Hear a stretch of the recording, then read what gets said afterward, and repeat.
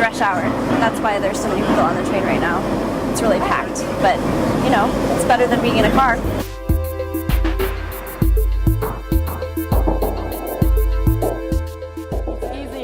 It's easier to take trains than cars.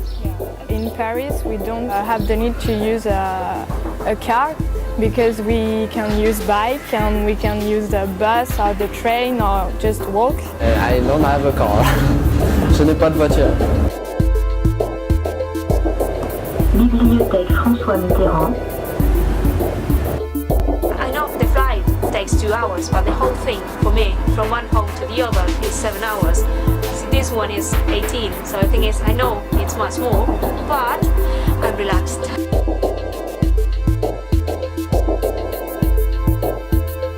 I take trains most times, 2 to 3 times a week.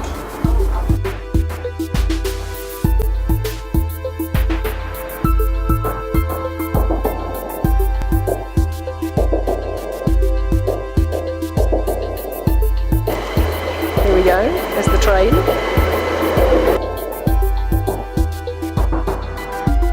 Just be able to see our house in a moment behind Sainsbury's supermarket. We can just see the rooftop, which is over there. We're getting older, and if the time comes when we can't drive anymore, good to have access to trains. You can go to places like Ramsgate or up to London, and our children live in London, so it's good to have that facility on hand, and it's only a couple of minutes to walk to the station.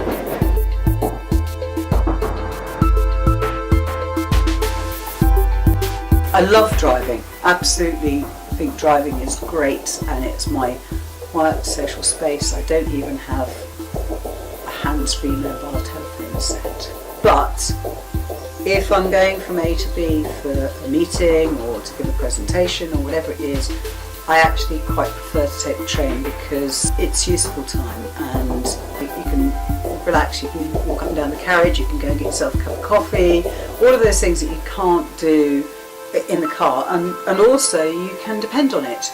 There's not going to be, well, you trust, there's not going to be the uncertainty of delays of roadworks or a car accident or a jam. You can time it better, and if it is late, hey, it's not your fault. Yeah, absolutely. Which is also kind of good. There's like a huge party behind me. They're drinking champagne and eating fresh fruit, and it just seems like a really good time. So this trip from Frankfurt to Paris is going to take us 3 hours and 49 minutes, and we'll be covering a distance of 292 miles. And if we were in the US, that would be comparable to a trip from Richmond, Virginia to New York City. And we looked this up earlier on the Amtrak website, and it's supposed to take 6 hours and 32 minutes, which is a significant difference from the trip that we're taking today. I can imagine being able to go that fast in the US.